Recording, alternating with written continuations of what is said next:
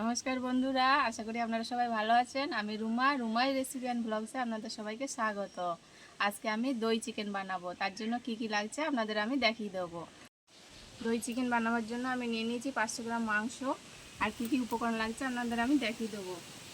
পেঁয়াজ কুচি করে কেটে নিয়েছি, আমি 4টে পেঁয়াজ কুচিয়ে নিয়েছি। জিরের গুঁড়ো নিয়েছি, আদা রসুন নিয়েছি কেটে, এটা এবার আমি শিলে বেটে নেব।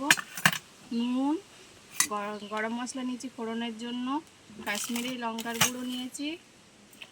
আর এই কাজু বাদাম আমি আধ ঘন্টা আগে ভিজিয়ে রেখেছিলাম, এটা আমি শিলে বেটে নেব। আর পরিমাণ মতন হলুদ। এবারে মাংসটা আমি ম্যাগনেট করে নেবো প্রথমে। তার জন্য আমি নিয়ে দিচ্ছি 100 গ্রাম দই,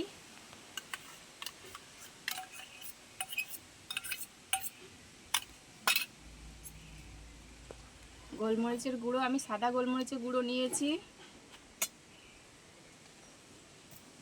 আর দিয়ে দিচ্ছি নুন। এবার আমি এগুলো ভালো করে ম্যারিনেট করে নেব। মাংসটা আমার ভালো করে ম্যারিনেট করা হয়ে গেছে। এবার আমি এটাকে রেস্টে রাখবো। তার মধ্যে আমি গোটা মশলাগুলো বেটে নেব।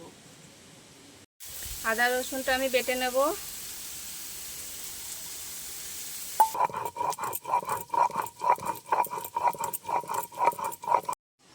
আমি একটা কড়া বসিয়ে দিয়েছি। কড়াটা গরম হয়ে গেলে আমি এতে সরষের তেল দিয়ে দেবো।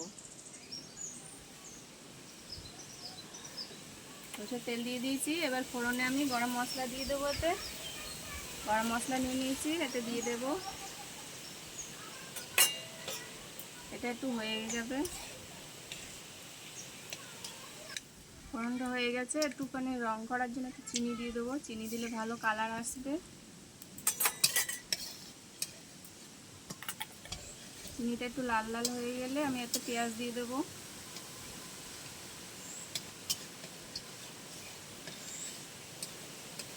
পেঁয়াজটা দিয়ে দিচ্ছি।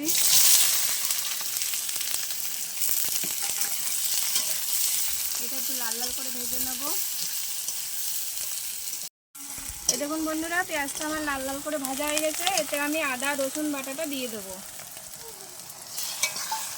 এটা একটু লাল লাল করে ভেজে নেব, যাতে কাঁচা গন্ধটা না বেরোয়। এটা আমার ভাজা হয়ে গেছে। এবার আমি এতে লঙ্কা বাটাটা দিয়ে দেবো। একে একে আমি এবার গুঁড়ো মশলাগুলো দিয়ে দেবো। জিরের গুঁড়ো,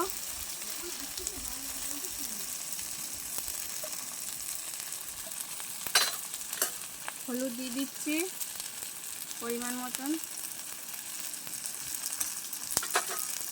নুন,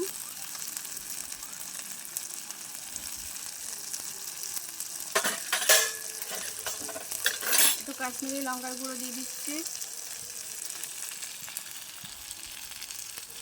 এবার এগুলো সব একসাথে আমি একটু কষিয়ে নেব।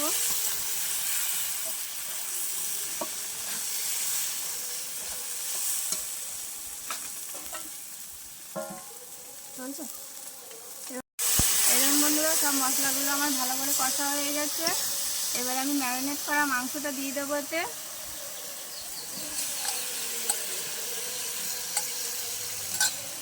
এবার এটা ভালো করে একটু কষিয়ে নেব। এতে আমি একটু সামান্য এই ম্যারিনেট করা বাটিতে একটু ধুয়ে জল দিয়ে দেবো। এবার আমি এই কাজু বাদাম বাটাটা দিয়ে দেবো। এই দেখুন আমি পেস্ট করে নিয়েছি এটা একটু।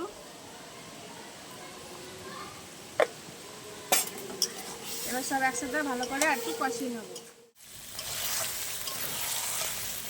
দেখুন বন্ধুরা, আমার এটা ভালো করে কষা হয়ে গেছে। এই সাইড দিয়ে তেল ছেড়ে দিয়েছে। এবারে আমি এতে একটু জল দিয়ে দেবো পরিমাণ মতন।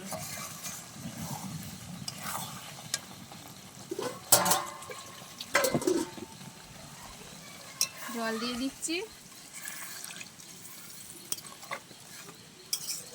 এবার এটা একটু ফুটতে দেবো। ততক্ষণ আমি এটা ঢেকে দিব। দেখুন বন্ধুরা, দেখি, এই দেখুন ভালো করে ফুটে গেছে, কি সুন্দর কালার এসছে। আমি এবার এতে একটু গরম মশলা দিয়ে দেবো।